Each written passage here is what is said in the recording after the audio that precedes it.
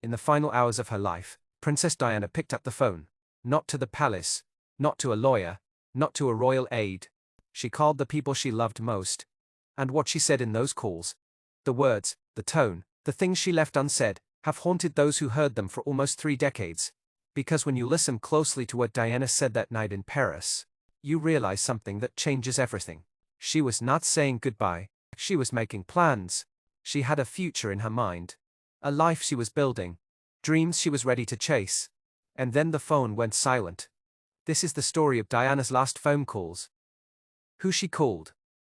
What she said. And what those conversations reveal about. Welcome to North Wire. August 30th, 1997. Paris, France. Diana had been in the city for just a few days, staying in the imperial suite of the Ritz Hotel with Dodi Fayed, the man she had grown close to over that summer. By all accounts, she was in good spirits. Those who saw her that day described a woman who seemed lighter than she had in years, relaxed, warm, present. The divorce from Charles was behind her. The palace politics that had consumed her life for over a decade, she was stepping away from all of it. She was 36 years old, and for the first time in a long time, she felt free. But even in Paris, even in the golden suite of one of the world's most famous hotels, even surrounded by luxury and warmth, Diana's mind was with her boys. William was 15. Harry was 12. They were at Balmoral with their father and the rest of the royal family, and Diana missed them with every part of herself. So she called. The call to Prince William is the one that those close to the family speak about most carefully. William was 15. Old enough to understand that his parents' world was complicated. Old enough to have already carried more grief and confusion than most adults ever face. Diana called him that afternoon. The conversation, by all accounts, was warm, normal. The kind of call a mother makes to a teenage son she hasn't seen in a few days. She asked how he was, how Balmoral was, whether he was enjoying the summer. She told him she loved him. Sources close to William have revealed that he has spoken privately about this call, in the years since. That he treasures it. That knowing the last conversation he had with his mother was full of warmth, not argument, not distance, not royal protocol, has been something he has held on to deeply, but there is also pain in it. Because William did not know it was the last time he would ever hear her voice.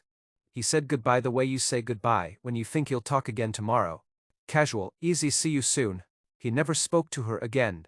The call to Harry was different in one heartbreaking way. Harry was 12 years old. Where William had the beginnings of teenage composure, Harry was still a child. Still fully, openly his mother's son in the way only a 12-year-old can be. Diana spoke to Harry that same afternoon, and those who have been close to Harry in the years since, say that this phone call, its ordinariness, its warmth, its complete lack of any sense of goodbye, is something he has never fully made peace with. Harry has spoken publicly about the regret he carries. About how he rushed off the phone that day. About how, as a 12-year-old boy at Balmoral, there were other things pulling his attention. He didn't linger on the call. He said goodbye quickly. And that goodbye, hurried, innocent, completely unaware of what was coming, became the last words he ever said to his mother. Harry has said in his own words that this haunts him. Not because anything was wrong. Not because they argued or left things unsaid in anger.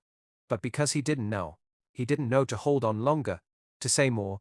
To tell her one more time how much he loved her. He was 12. How could he have known? Beyond her sons, Diana made another call that evening that has become one of the most talked about in royal history. She called Rosa Monckton, one of her closest and most trusted friends. Rosa has spoken about this call publicly. And what she describes is not a woman in crisis. Not a woman afraid.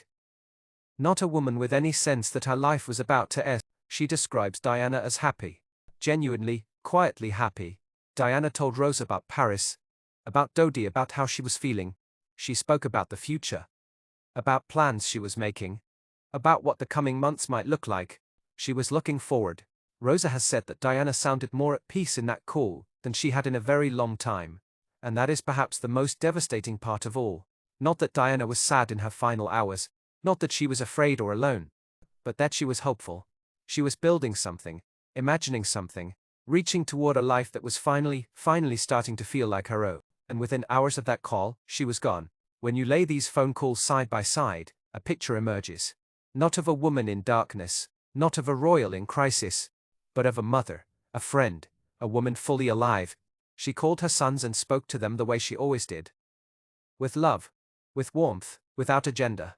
She called her friend and spoke about the future. With hope, with excitement, with the energy of someone who finally believed good things were coming. There was no sense of farewell in any of these calls. No heaviness. No unresolved tension. No desperate need to say the things that never get said. Diana went into that night in Paris as a woman moving forward. And that is what makes the loss so unbearable. Not just that she died young, not just that she was taken before her time, but that she had so much ahead of her. The boys were growing. The charity work was expanding. The relationship with Dodie was deepening. She was by every account, stepping into the best chapter of her life. And in the space between one phone call and the next morning, it was all gone. William and Harry grew up carrying the weight of those last calls. William carries his with gratitude, that the last thing his mother heard from him was love. Harry carries his with grief, that he rushed, that he didn't know, that 12-year-old boys aren't supposed to know. And Rosa carries hers with something that is perhaps the hardest of all. The memory of a woman who was happy, who was hopeful, who had absolutely no idea. Diana made those calls the way all of us make calls to the people we love. Casually, easily, with the quiet assumption that tomorrow will come. It is the most human thing in the world.